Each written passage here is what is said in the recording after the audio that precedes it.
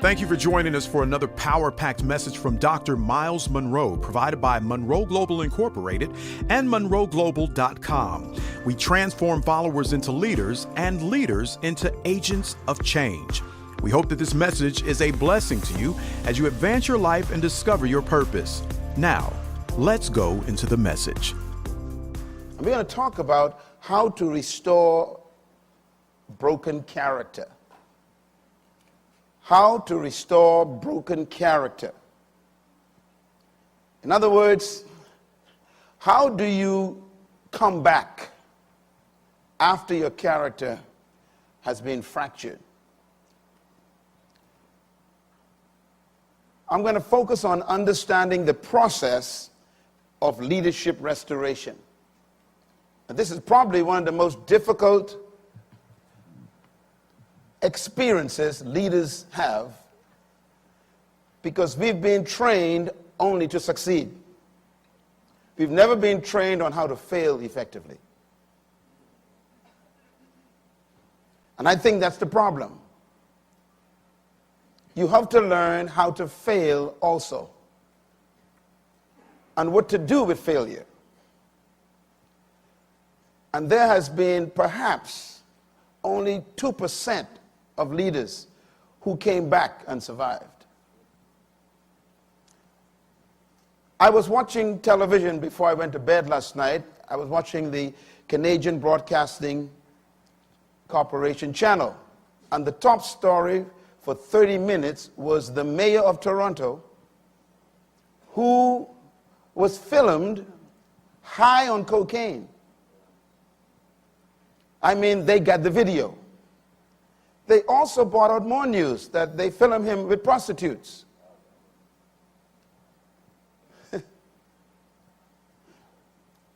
They brought him before the Council of Councillors in Toronto yesterday. They grilled him for almost 4 hours. And every single moment of that 4 hours, he refused to submit. His last statement was, no matter what you do, I'm not stepping down. The vote for him to step down was 41-2. He still said, I am not stepping down. They asked him a question. Did you purchase drugs in the last 30 days? He paused for a moment, and then he said, yes. They asked him another question. Do you still hold to zero toleration on drugs and guns? He said, yes. Question, does this apply to you? He said, yes. I'm confused. I'm going to talk to you about a word you need to learn. It's the word disqualified. Write it down. You can be disqualified as a leader. This mayor is disqualified, and he refuses to do the honorable thing. Finally, they asked him a question. Have you told us everything that we should know? He paused for a minute. He said, well, there may be another hanger in my closet. I am convinced he is moved from stupidity, landed on foolishness, and have entered dementation. But it shows you the caliber of leaders we have today. Toronto is one of the most beautiful, powerful cities in the world. And the leader is a drug addict.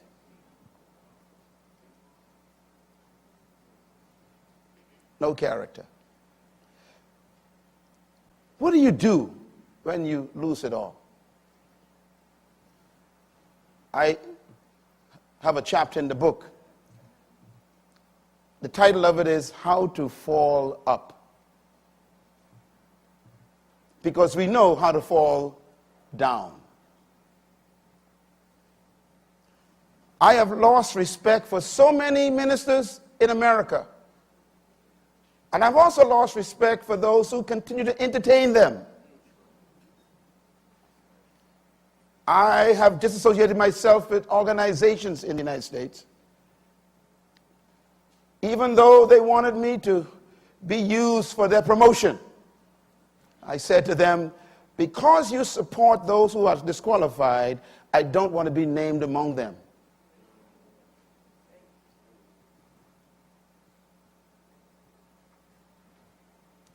How do you fall up? So I'm going to give you what I call the secret to leaders' failure and restoration. Because some of you may have that in your future. Some of you may be there already and have come to this summit to try and get help. You are in the right place. And this goes for politicians and pastors and corporate executives and bishops and housewives and ministers and even parents. How do you come back after you fail your children? Let's talk about it for a minute. We learned a few things in this summit so far. I'll repeat a couple of them. One, the foundation of leadership is what? Character. Number two, the most important component of leadership is character. I think you are convinced of that now. It's not power or skill or authority. It's not competence. It's not influence. It's character. Number three, the greatest protection of leadership is character. The greatest protection of leadership is character. You are not protected by your entourage. Because your entourage may not have character. Or they may be the ones who are protecting you from your default character. They are part of your corruption. And number four, talents and gifts are only as safe as your character. Character is the container of your skills, your gifts, and your talents. It's the container. If you break the container, you lose your talent and gifts.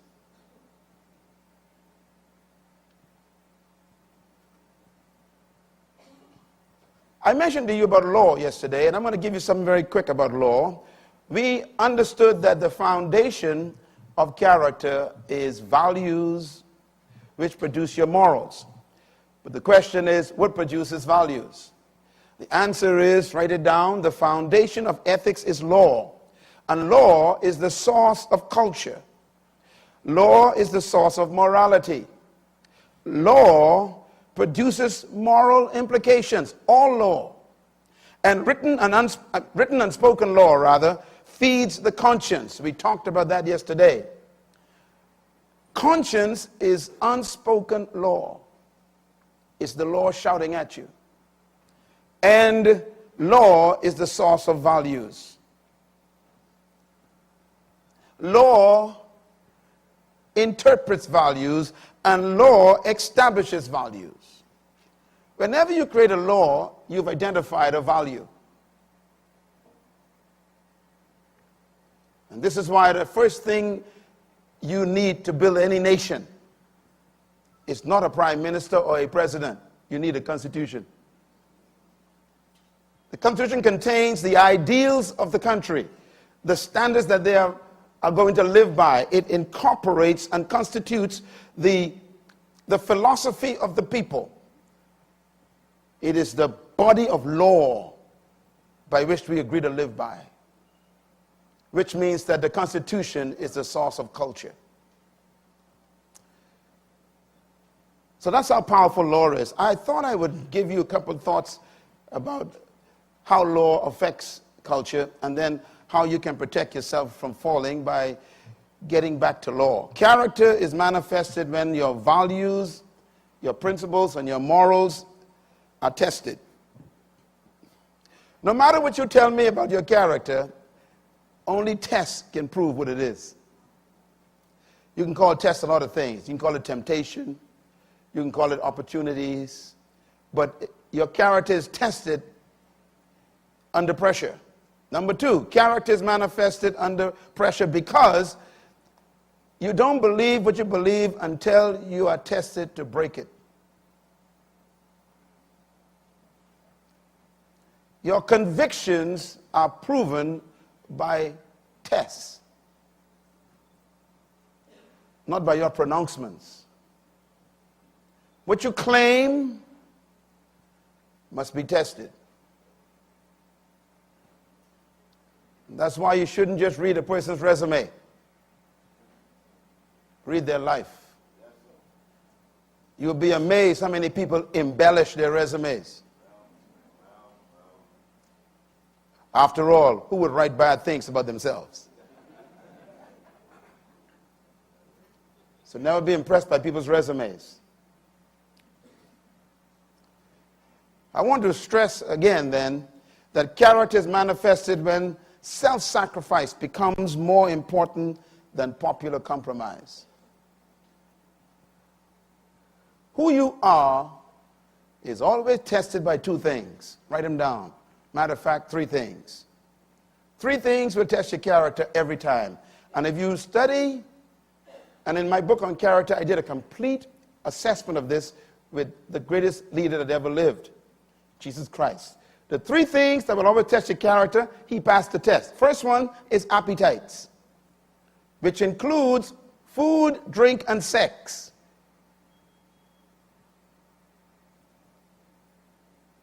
The second test that will manifest your character is the test for fame. And the third one is the test for power. They say if you want to know who a man or woman really is, give them power and money. See what they do with it. Mr. Speaker, please. So it's so important for you to understand that you are going to be tested. Now, I want to ask you to please do something legally. You can take your iPhone and photograph this page, because I won't give you time to write them all, but these are important. I want to just give you a list of what I call the power values. We will read them together. Are you ready? Number one, values are better than rules. Number two, values are more important than rules. Number three, values outlive goals. Number four, values send a message. Number five, values must be identified. Number six, values must be accepted if they're going to work. Number seven, values must be believed. Number eight, your values shape the organization and the nation. Number nine, values are personal, but they are never private. Number 10, values become a culture. Number 11, your values must be shared. Number 12, values attract like values. Number 13, values become social norms. And number 14, values can create or destroy. I just want to comment on number 12. Values attract like values. What do we mean by that? Whatever your value system is becomes a magnet. And it attracts people just like those values. Values also repel values. I mentioned the first day you came here in my session, the first day I said, if someone approaches you to break law, or to do a corrupt act in your business or in your ministry or your workplace, if they approach you to break a law, you are already a failure. Because somehow in their minds, they believe that you would actually do it. In other words, your values were not loud enough. You should wear your values loudly so that people will even tell other people, don't even bother him. He's not going to go for that. I know the guy. So if evil men approach you to do evil, you are already defective. Your values should speak loud. Let's talk about the values of leadership. Write them down. The value of faithfulness, the value of self-control, the value of steadiness, the value of integrity toward those you serve, the value of responsible communication, the value of personal integrity. This is an important list. The value of maturity, the value of humility. These are the values of leaders. Each one of these is a seminar. So I have a lot of work to do before I die. Because each one of these is so important, you need to teach each one of them for 2 hours. Because that's how much we lack in leadership. The values that a leader needs to embrace and keep close are so critical to that leader's protection. Now, pardon me for moving too quickly because I want to get to the heart of this in a short time. What is the impact of a leader's failure? What is the impact of a leader's failure? Write this down. Failing in leadership is not as great as failing to deal with that failure effectively. I repeat, failure in leadership is not as great as failing to deal with the failure effectively. Everybody fails in something. Everybody have experienced the disappointment in themselves. Everybody has embarrassed themselves and others. Everybody has done something that have made them feel depressed because their expectations fell below their own standard. That's not the problem. The problem is not the failure. It's how you deal with that failure. And I can say from experience, most leaders I have encountered don't know how to handle failure. I'm going to give you some specific instructions on how to do it. Not just for yourself, but to help other people. Second point, failure in leadership is really the closing of an account of trust. People close the account. When you fail, the people shut down the account. What account? The account of trust. Remember, you cannot pay for trust, pray for trust, or buy trust, nor can you demand it. It is something that people deposit on your account of integrity the more they get to know you. Every time they prove your character, they make a deposit. And you can build up a deposit of trust for 50 years. The only problem is, if you violate the account, what took you 50 years to build can be lost in 50 seconds. And that's the tragedy of failure. At least the point number 3. Trust is the currency of leadership. And it is the reason why a leader is successful. It's not your personality, it's not your power, it is not your oratory skills, it's not your ability to influence people, it's not your position, it's not your money or your clout. The key to your leadership is trust.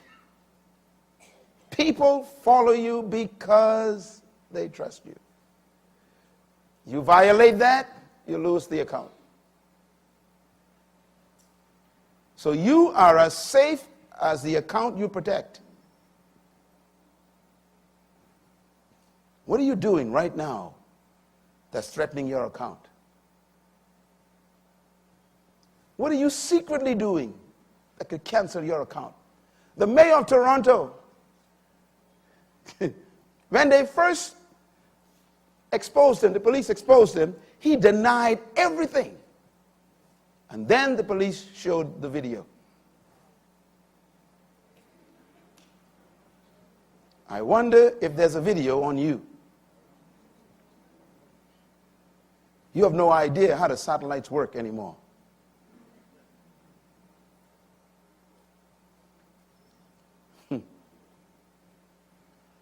I was talking to the minister of security in Israel. Israel has the #1 security component in the world. He said this to me. He said, if you take your battery out of your iPhone, we still hear every word you say. He didn't say turn it off. If you take the battery out. Yes, take a deep breath. So you thought you were safe, huh?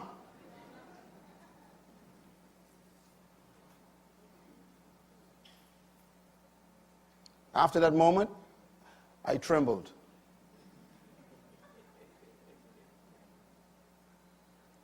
So unplugging doesn't unplug. That's my point.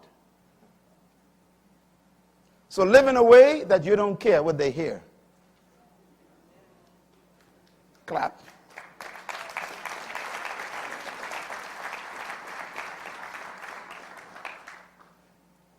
So if the currency of leadership is trust, then you can only buy leadership success with the trust people give you.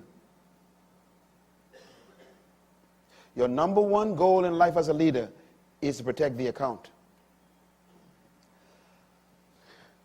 We need help, don't we? Let's talk a little bit then about the power of leadership trust. Write this down, very important. It is impossible to lead those who do not trust you, because they will sabotage you. You'll be amazed what they're cooking up when you leave the office. Secondly, trust is a deposit on the leadership account by the followers over a long period of time. I defined trust for you earlier in the seminar. I told you that trust is an equation. The equation is test over time equals trust. Can you write it just like that? Test, draw a line, over time, put equal, trust. Which means that trust requires two things. Testing a person over a long period of time. Then that's how you build trust in that person. That's why you cannot stand up before an audience ever again and say, trust me. Stop using the term. It's impossible. Either they trust you or they don't.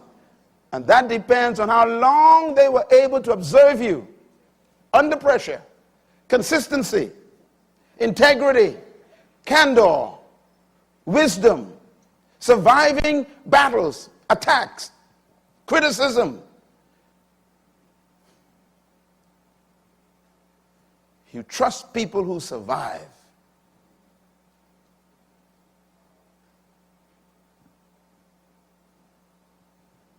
That's why we trust Mr. Nelson Mandela.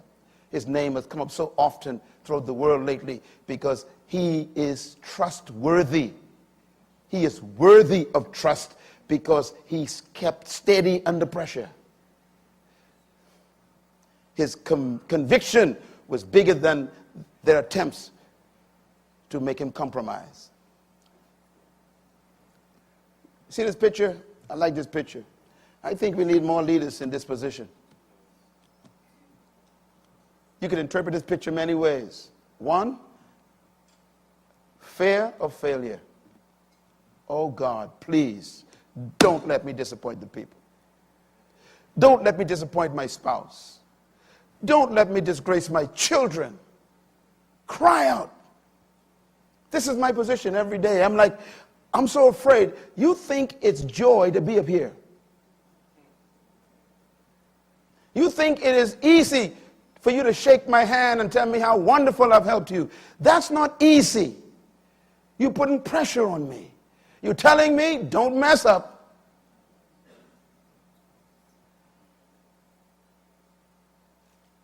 A lot of people pursue leadership. I have no idea what leadership is.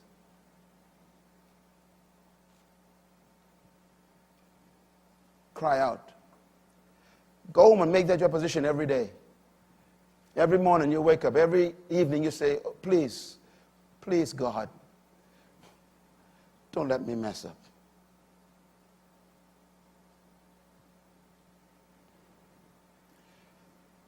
I have a little private philosophy I live with. Here it is.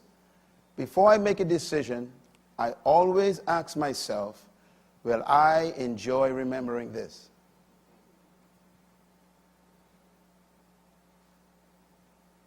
If the answer is no, you don't do it. Leadership. Let's talk about the leadership account one more time. The account of a leader is maintained by the leader's continual faithfulness and protection of that trust.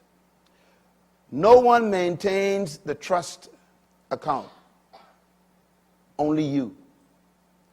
So hiring an entourage and bodyguards can't help you with trust. As a matter of fact, it's possible that you need bodyguards because you lack trust.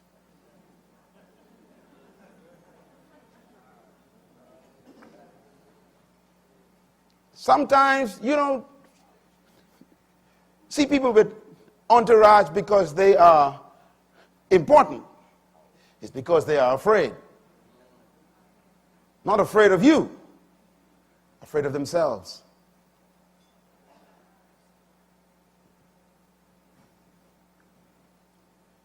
You are the only one who can protect that account. And that account is protected in secret and public, constantly.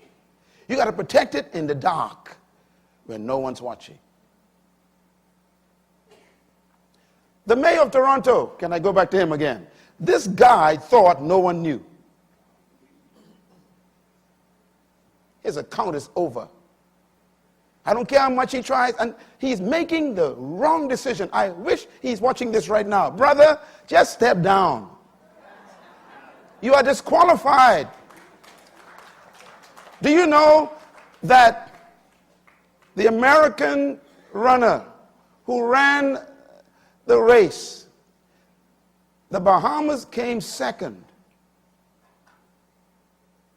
A few months ago, the Olympic Committee called our government and said the Bahamas came first. Hang on. They said because they discovered that the American runner took drugs.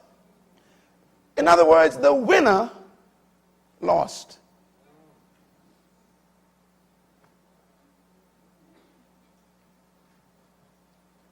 You can be fired and still be on the job. If you don't believe me, ask Saul.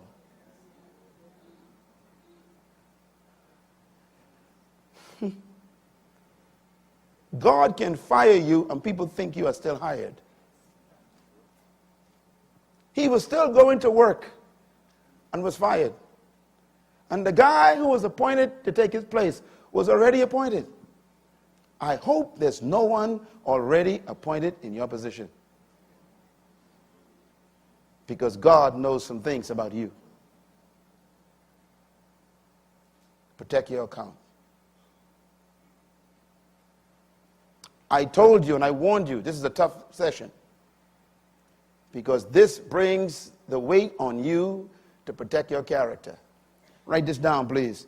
The leader protects the trust account with his integrity or her integrity and their character.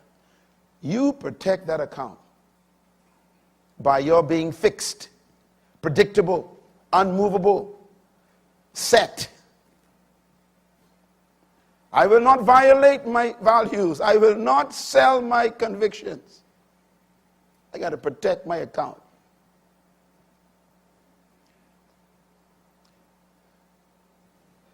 This man have lost his account. He's still trying to get it back, and it just is so tough.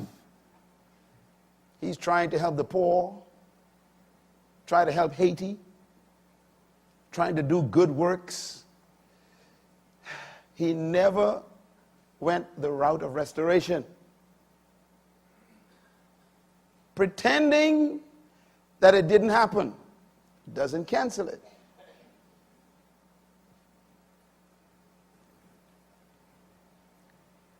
Read out loud, please. Read. Violation of the trust account by a self-imposed destruction of this integrity and character cannot be restored merely by forgiveness. See, I got you. Stop telling people, forgive me. The mayor of Toronto last night repeated it over and again. Okay, yes, I was caught. Forgive me. I want the people of Toronto to forgive me. I want the council to forgive me. I want the Senate to forgive me. Brother, we don't want to forgive you. We want you to leave, they said. Forgiveness is not restoration.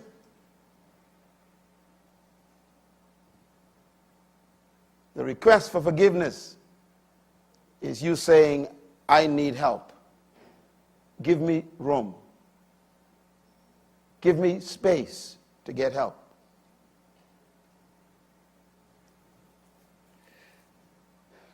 Read this one for me. Go. The followers may forgive the leader immediately, but the trust account will be depleted. Don't confuse forgiveness with the restoration of trust. You know, when you commit adultery in your marriage, you feel all bad about it, remorse, all this good stuff, and you get on your knees, oh, please forgive me, baby, it just was a mistake, and I didn't mean I love you. After all, you're a Christian, you got to forgive, God say forgive, and go through all this stuff. And you finally get your spouse to say, okay, I forgive you. That has nothing to do with the account. Forgiveness is not the restoration of trust. Write it down. Forgiveness is simply me saying, I'm going to give you room to rebuild the account.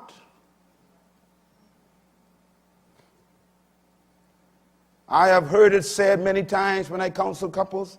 They say, it's been a year now since I committed adultery, and my wife's still bringing it up. Listen, brother, the account is still empty. Because when you go in the night, she still ain't sure where you went. You need an ankle brace that takes photographs that she can see. Oh, I'm talking sense here. You just can't say, well, forgive me. No, brother.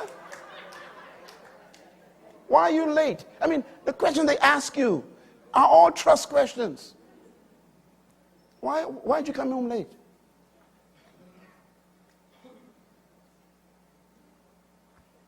Stop blaming people for not trusting you. You destroyed the account. And I learned something through my experience with people. It takes longer to rebuild it than to destroy it. And it takes longer to rebuild it than to build it.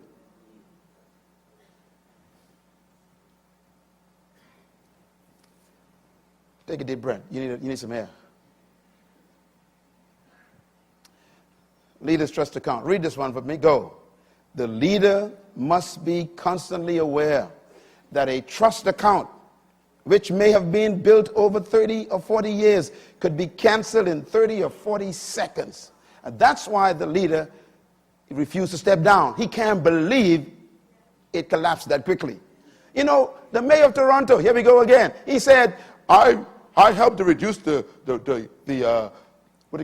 debt of the city. I built roads. I built bridges. He brought all the papers of things he did. He missed the point. We don't care. I built this church. I'm the one who founded this church, and I labored in this church, and I took 30 years. I built. Brother, there's no trust on the account. It's gone in 30 seconds. 30 years, gone in 30 seconds. Get it? It's gone.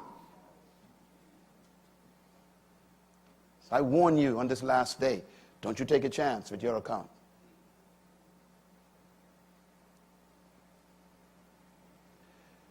We need to stop failing and start succeeding.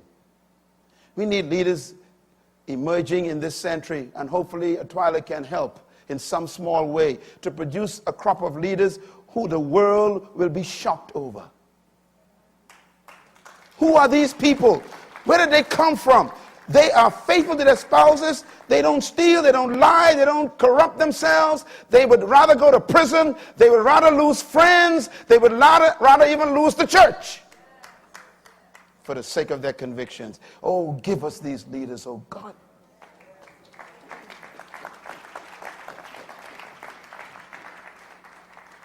Read this for me. Go. The leader who has failed cannot expect the account to be reestablished as a result of his remorse, confession, or repentance. None of these restore the account. I'm sure you've seen the great leaders stand on TV, tears running down their faces. Forgive me, I'm so sorry. Listen, the account is gone though. We appreciate your tears. We love you. Hallelujah. But go home. Go get restored. Go get repaired. When your car breaks down, you don't leave it in the highway. Why? It can cause accidents. Get off the road. Go to the mechanic.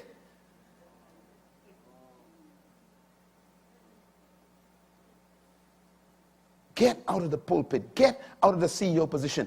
Get out of the office. Get out. You're blocking the highway of people who are trying to make a difference.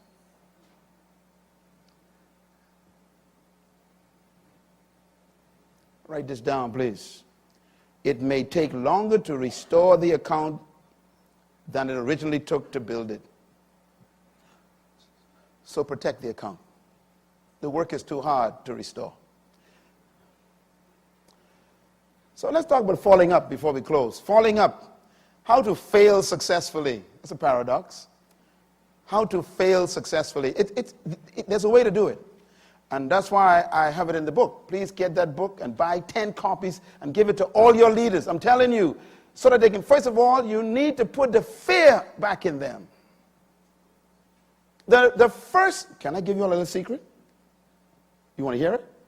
I discovered God's first criteria for leadership. The first one. Everywhere God chose a leader, he gave a criteria, a list of them. But the first one was always fear. Did you know that? The first criteria of leadership is fear. He said, choose one who fears God. I don't care about his personality, academic achievement, his skills, his power to speak, communication. He said, forget it. If he doesn't fear, his character will destroy. Not just him, but the organization. You must be afraid. Don't ever trust yourself. That's why you need accountability networks around you. That's why Atwila is here. You know, our guys on our team will tell you, we are very nice people, but we don't put up with foolishness. We will call you out. You know, there are trustees in this room who will tell you their wife called me and said, my husband needs input right now. And I called him up and said, look, brother, get your act together. You want to be a part of this circle? We are your examples.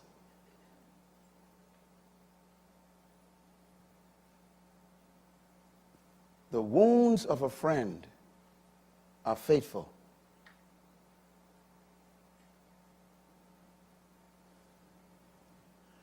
Enemies protect your faults. You call them friends. A friend doesn't protect your fault. They expose it. They tell you, you got to fix this. Why? Because you're affecting all of us.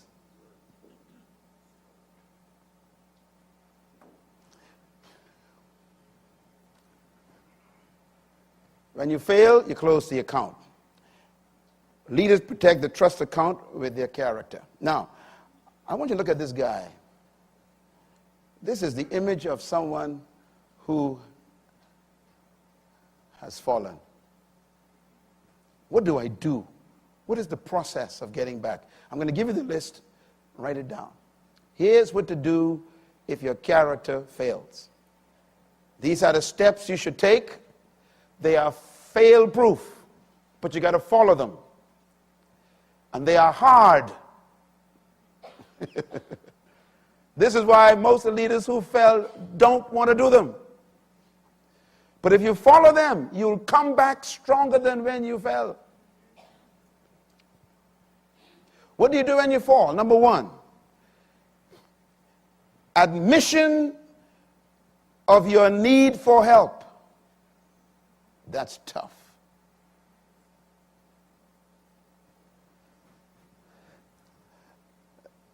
On the news last night, they asked the mayor of Toronto, do you, matter of fact, check it, go on the internet. They said, do you believe you are a drug addict? Absolutely no. Do you believe you have problems with alcohol? Absolutely no. Do you believe you need help? Absolutely no. I said, this guy is over.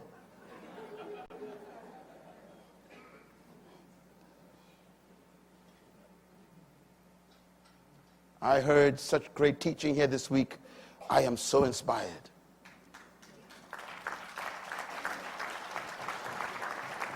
And someone said this week, I wrote it down, it was Sister Josephine. She said,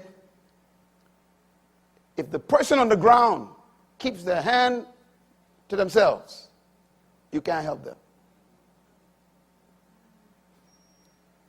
To reach your hand out to somebody who refuse to take it, you can't help them. Restoration does not begin with the restorer. Write that down, man. Stop asking people, why didn't you come help me? This is not about me. I didn't fall.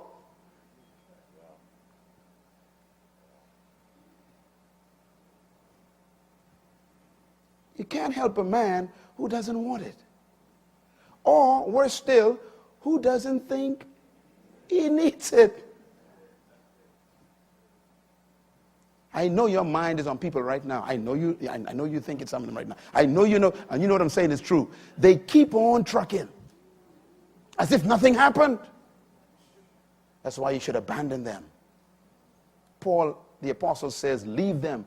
He says, get rid of them. Don't associate with them anymore. He said, leave them. He says, remove them from among your company. Wow, that's tough. Aren't you supposed to love? Yeah, I love you so much to keep you in this organization, to infect it. You are an infection. Number two, confession of your violation of the trust. You must confess that you violated the trust. I learned a lesson that stuck in my head. 1975, I was at Oral Roberts University as missions director. Young guy, and I was responsible for sending the students out. And myself and my colleague, Gary McIntosh, who is a pastor today, we were kind of working together. And the students would put their monies in for the trips every summer, and we were responsible for accounting for those monies. And I made a mistake in the accounting, and the money didn't add up. I was so distraught, I didn't know what to do. And our boss, Leslie worked with me, Leslie there. Our boss was Bob Stamps. He was the chaplain. And I had to report to him, and I said, sir, I don't know what happened. And he just lost it. He said, what do you mean? This is the kids' monies. You are about to put me in problems.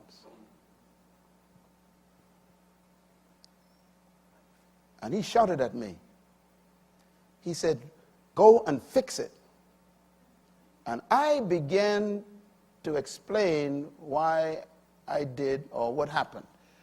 He taught me a lesson. He said, shut up and fix it. And then he said these words, don't ever justify why you did something wrong. That's deep. 1975, I can still hear his voice. He says, if you attempt to justify it, you are not sorry you did it. Why? You are explaining why it happened, which means you justified wrong. There's no justification for wrong. I walked out of his office, went back to my dorm. I cried the whole day. I didn't go to class. I was messed up. That was 75. I am standing here over 30 years later, and it's still in my spirit. He taught me a lesson of integrity. When you fail, don't explain why. That's the point. Just confess it and admit it. Take responsibility for it.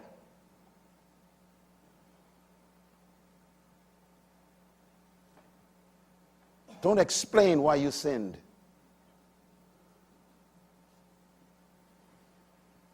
Maybe that's why David came back, David said, God, against you and only you have I sinned. I was born in iniquity, shaped in it. My sins always before me. I have sinned. Restore the bones that are broken. Purge me with hyssop. And he made it public. He wrote it in a book. Would you write your disgrace in a book? No wonder why he came back and died with dignity and gave the world a great son named Solomon. Number 3, you must identify a true and reliable authority in your life to be accountable to. That's tough. We heard that all week. It's tough to find that person. These words are very carefully written. A true and reliable. It's tough to find a true person, genuine and reliable. That means they themselves have a strong character that's been tested. Thirdly, after that, you should completely submit to that authority without condition. Oh boy. Ladies and gentlemen, the authority that I'm talking about is not your friend. I may be friendly to you, but I ain't your friend. If you tell me I'm your authority, I'm not your friend. I'm friendly. But don't get carried away. I will lay into you like a hawk. Don't put no conditions on the submission. I don't, there's so many names floating in my head that I know personally. They say things like, yes, I'd like to meet with you, but let's do it next month. I'm like, who fell, me or you? I am available on Thursday. You submit it to me, you find your way, fly, come by boat, train, or fly on a crane. You come here Thursday. You got a problem. Not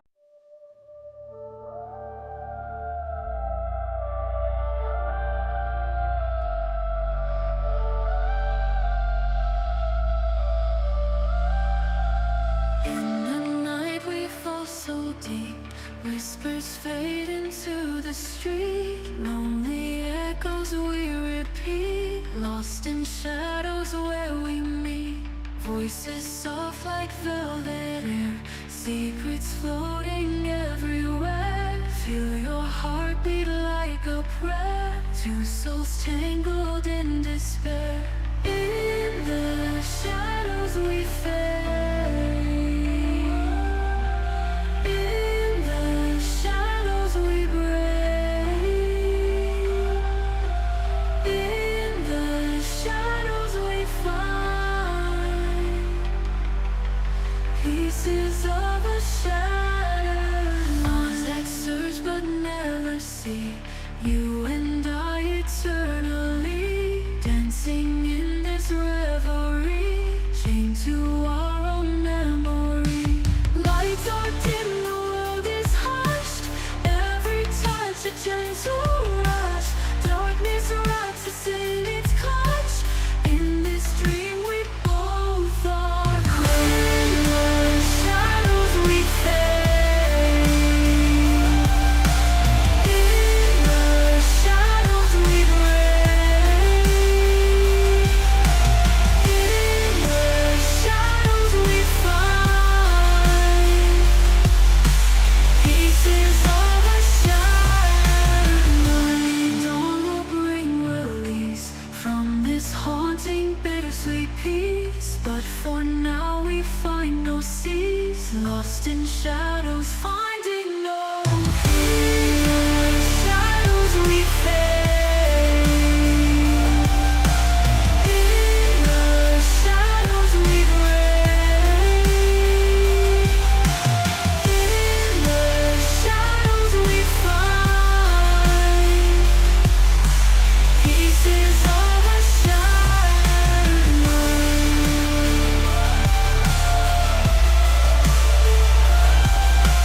Fading whispers, hearts entwined. In the shadows we leave behind these pieces of a shattered mind.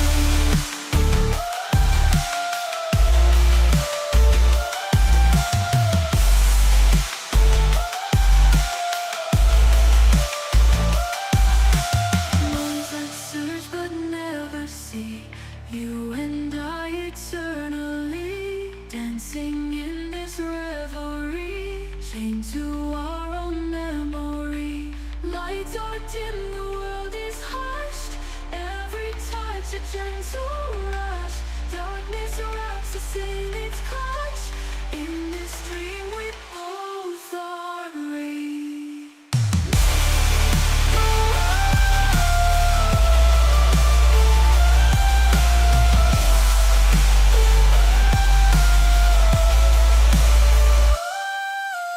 And at dawn will bring release from this haunting, bittersweet peace. But for now we find no cease, lost in shadows, finding no peace.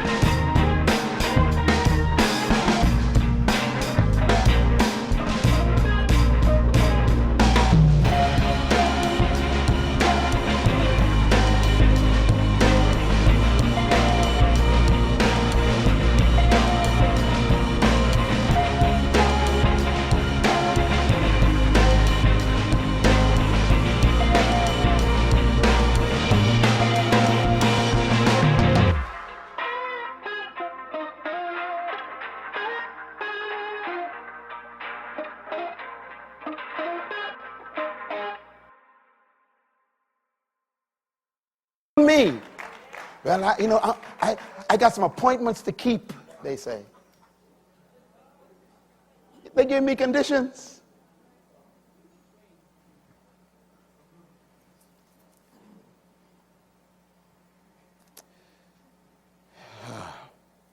Number 5, obedience to the advice and the counsel and the instruction of that authority without condition.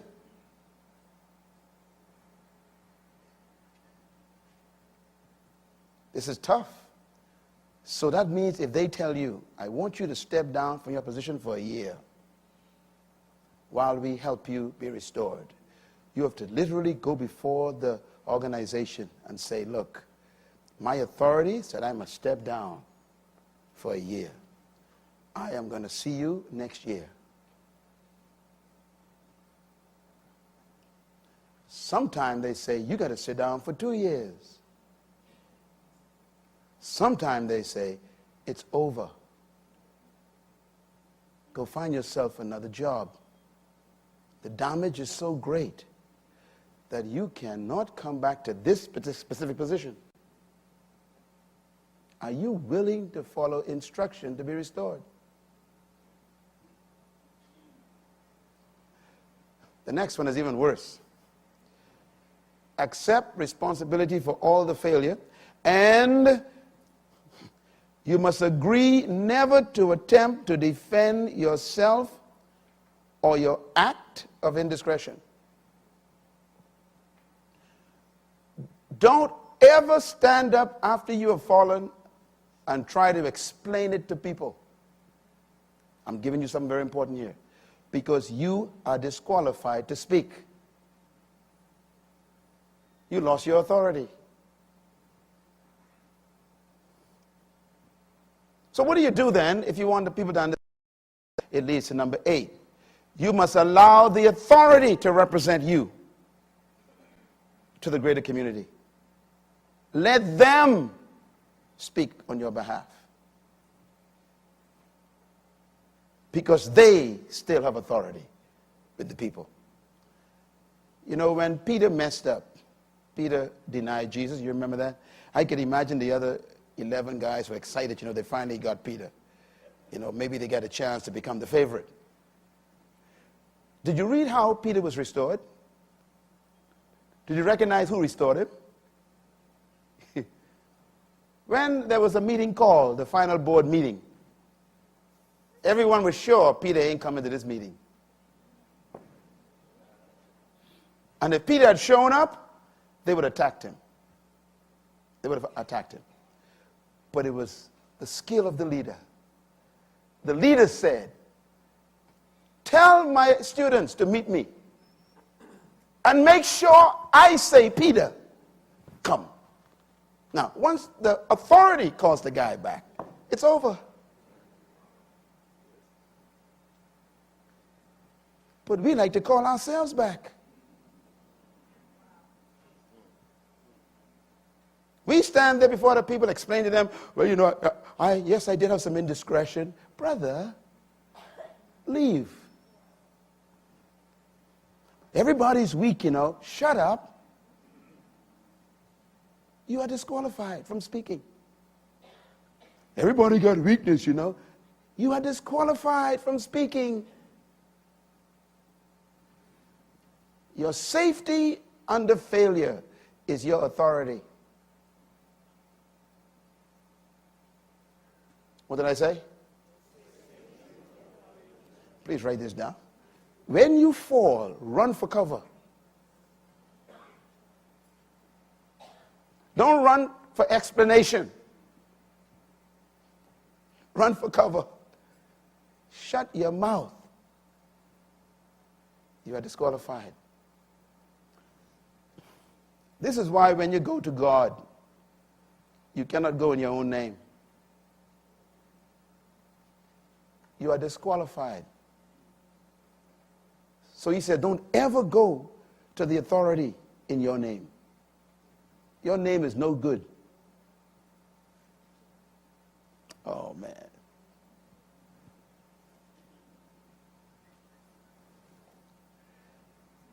Is this good?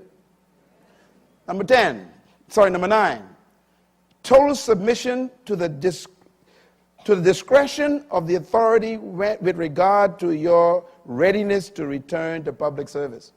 Now, this one is important. That means the authority has total control of the discretion as to when it thinks you are ready to come back. This is very dangerous. I've seen people come as well, I went to counseling and, I've been there for 6 months and, and the Lord told me to start again. Shut up, man. You ain't never going to come back. You can't bring yourself back. Say it. Say it loud. No, louder. I can't hear you. Shout it. Don't you ever forget that. You cannot bring yourself back after a fall. The authority has to bring you back. And the authority controls when that happens. That's why people never come back. They just kind of walk back. They're not sent back. When the authority brings you back, then the followers' respect for the authority begins to restore the trust account. Because the followers don't trust you anymore. They trust the authority. You got to rebuild the trust. So they got to trust the person who you trust. So they can start restoring your account. In other words, the followers think, if he trusts him again, then we will begin to trust him again. Remember, you can't demand trust. All right, last one.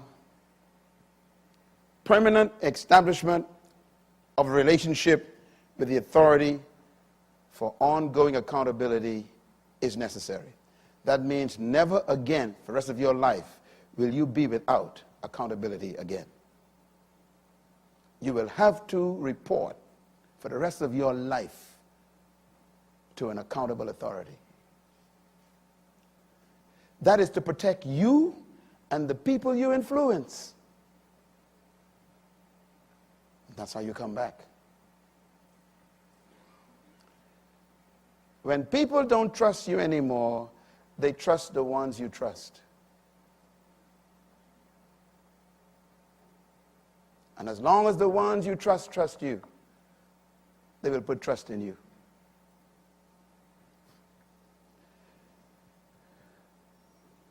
That's why we can be trusted, because God trusts Jesus. He doesn't even want to know your name because it might remind him of your past life. So he said, keep using my son's name for the rest of your life.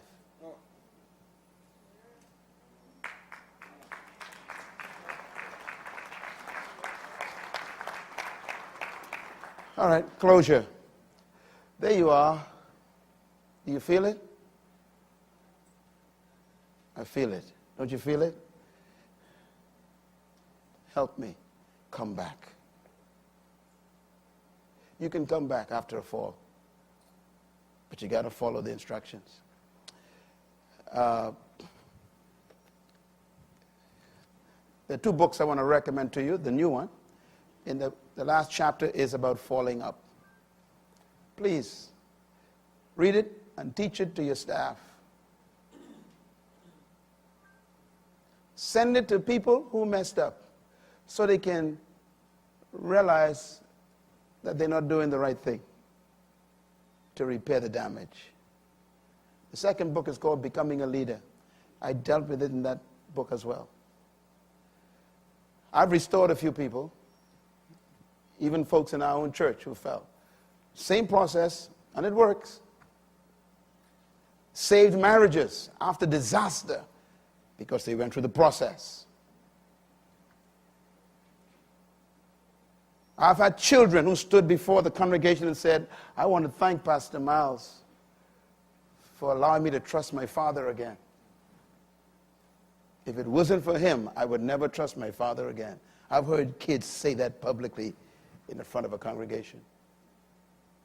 They followed the process. I know it's tough, but you are damaged. You need repair, not a Band-Aid.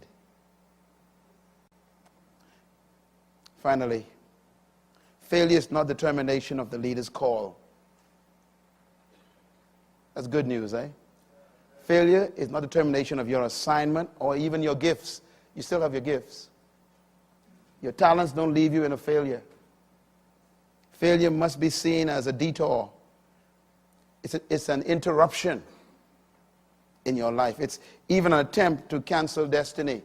You can get back on course. Your destiny is not canceled by failure. It's canceled by your inability to deal with failure effectively. So if you have fallen down in life, character destroyed, it's time for you to fall up and seek restoration. And this is why we are here at this summit. Not just to teach you how to develop character, not just to teach you how to protect it, but how to restore it if you lose it. Because there is life after the fall. Thank you very much. Thank you once again for listening to this message, as we hope that it has been a blessing to you. Our goal is to show you new paths and opportunities so that you can discover your purpose.